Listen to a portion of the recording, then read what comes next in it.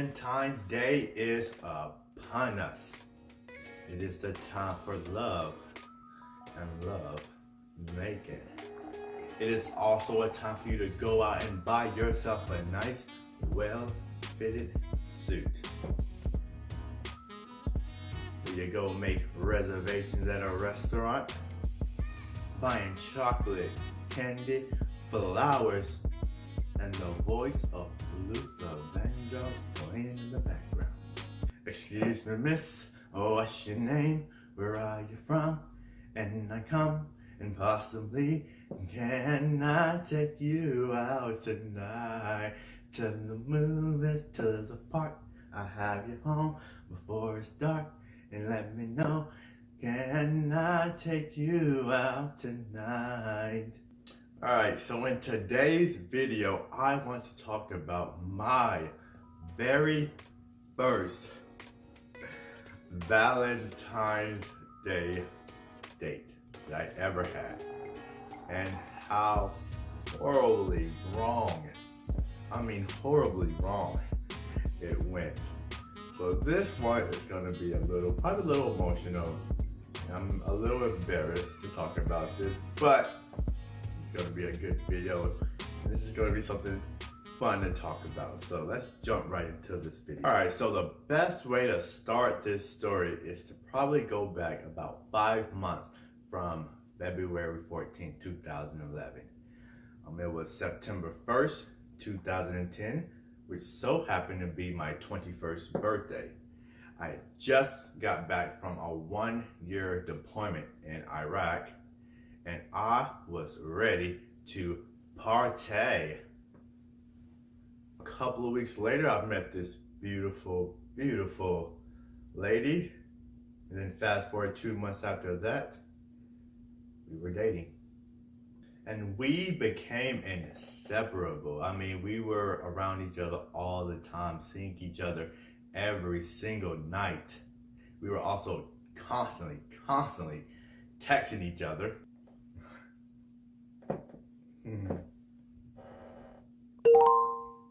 Oh, having those late night conversations.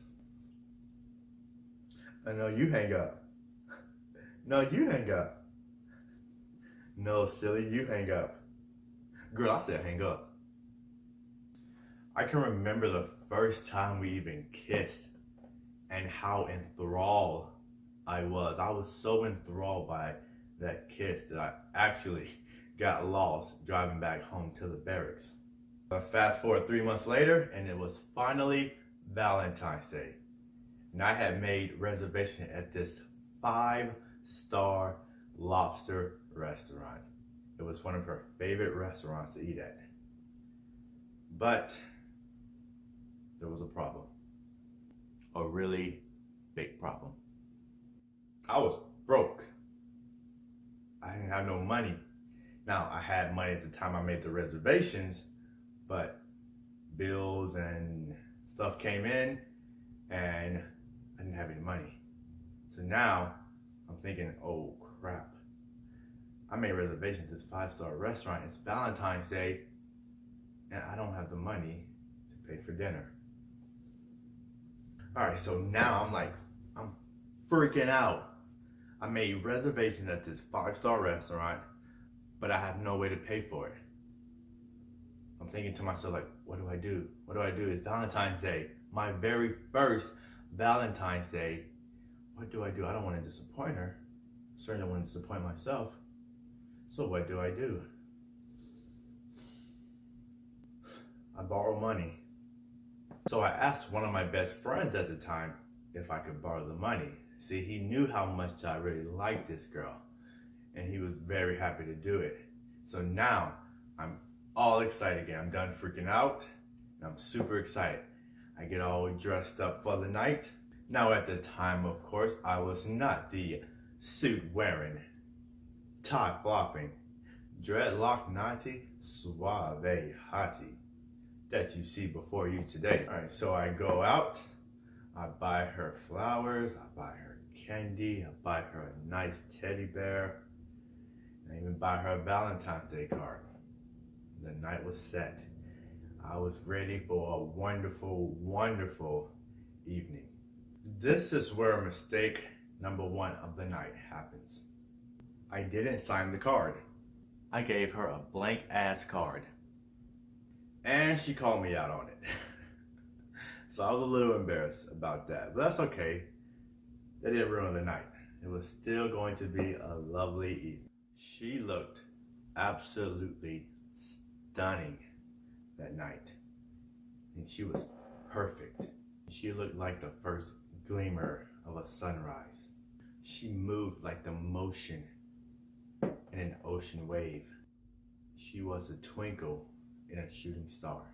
All right, so you guys get the picture, right? So the night was finally set. We took her car. Yep, she drove. So we get to the restaurant. The host takes us to our table. We ordered 2 lobster dinner. Yeah, can I get a lobster dinner with a side of love? And as we indulged in conversation, watching her lips move up and down, listening to the sweet sound of her voice as she played chess with the salt and pepper shaker. And I felt like the luckiest man that night. And as we chopped down on some delicious lobster, trading jokes and laughs, it was finally time for the check to arrive. And this is where the night starts to take a turn for the worse.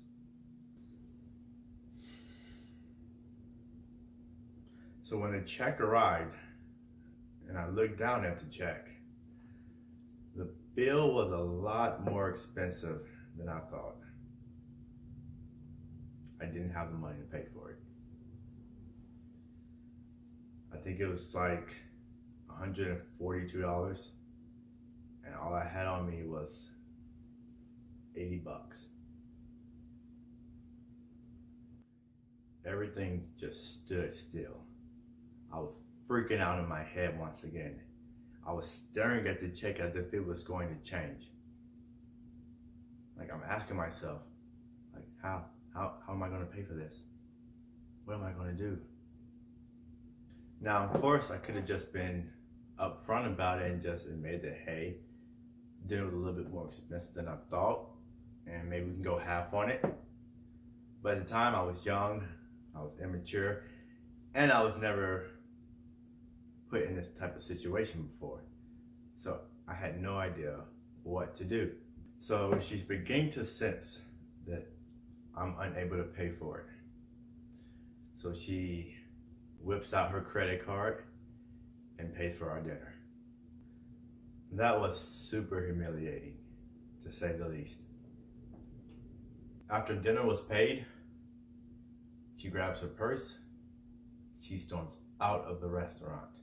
With me tagging along, of course. Awkward isn't even the word to describe how bad this car ride back to her house was. It was the most awkward moment of my life. But the night is not over. No. And as we arrived back to her house, I began to apologize immensely, pleading my case, begging her not to break up with me. And she threatened to break up with me.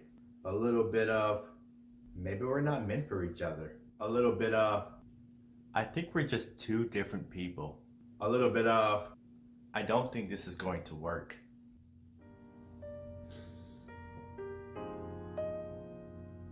Man, I was heartbroken. I was humiliated. I was embarrassed. And I was ashamed. And the last thing I would ever want